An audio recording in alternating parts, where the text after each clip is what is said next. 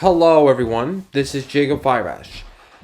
Almost everyone can agree that SpongeBob SquarePants is Nickelodeon's best show, its most iconic franchise.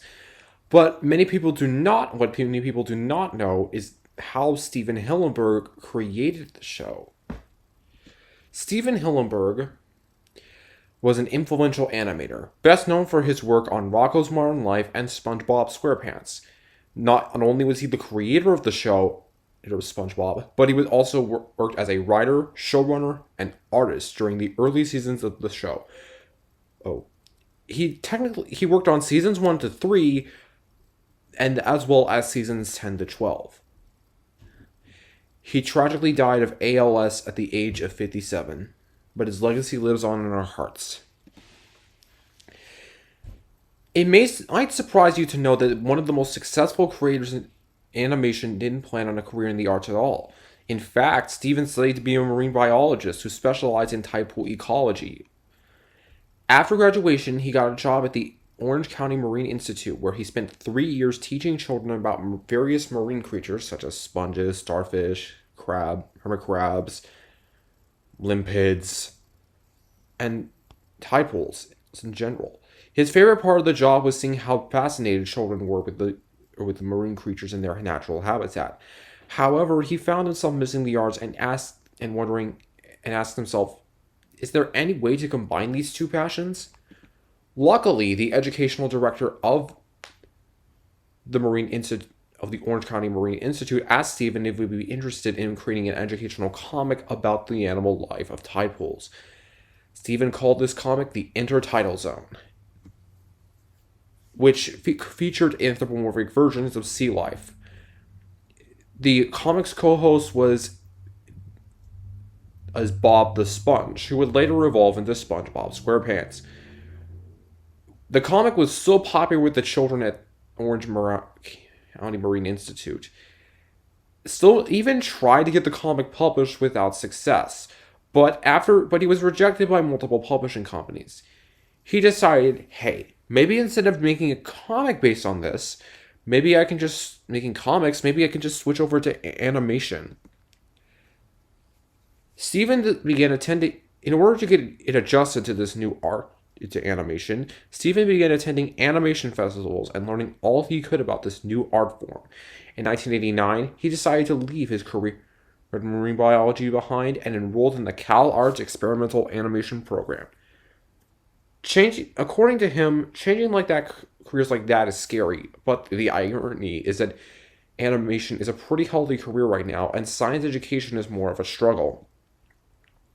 Then, in 1992, Stephen Hillenburg created his first 2 shorts, The Green Beret, which revolves around a physically challenged Girl Scout destroying her houses with her giant fists while trying to sell her cookies, and Wormholes, which was about Albert Einstein's theory of relativity. During that same year, Joe Murray saw Hillenburg's award-winning Wormholes short and offered him a job at Nickelodeon. Hillenburg accepted the job of creative director of Rocko's Modern Life, which was the first animated TV series to be produced by Nickelodeon's animation studio called just simply Nickelodeon Animation Studio.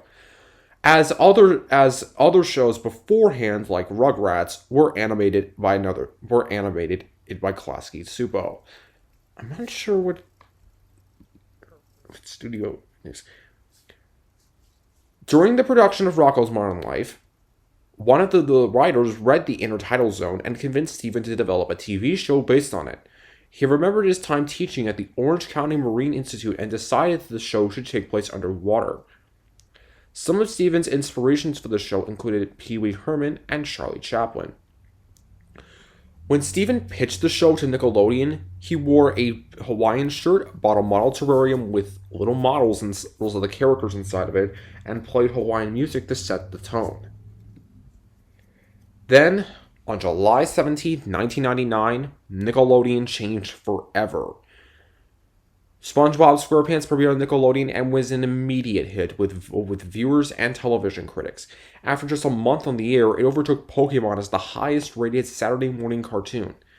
SpongeBob is still in the air today, currently in production for season 13, making it the fifth longest, that's right, the fifth longest running animated show in the United States, right behind South Park, Family Guy, Arthur, and The Simpsons.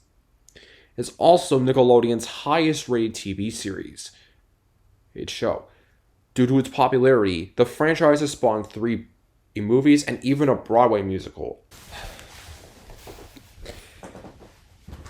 Stephen Hillenburg's comprehensive world and character building made the show unique and memorable. It also spawned a bunch of memes. It even taught important life lessons to a generation of children.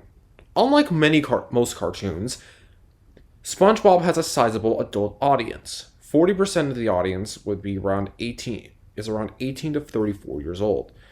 Stephen's legacy wasn't limited just to Nickelodeon or the children who grew up watching SpongeBob, such as myself. I mean, in fact, Stephen's influence was so wide that it took him to Broadway, the Tony Awards, and even the Super Bowl. The latter of which was supposed to be a kind of a tribute number of Sweet Victory, but apparently ESPN lied and placed it with someone else. I mean, long story short, it didn't. It was very controversial. Overall, Stephen Hillenburg was not only just very influential, but he changed the face of animation forever. If he remained at his job working at that Marine Institute, Nickelodeon would have been a much different channel. And I mean very different. So, please leave a like, subscribe, and hit that bell for notifications. Peace.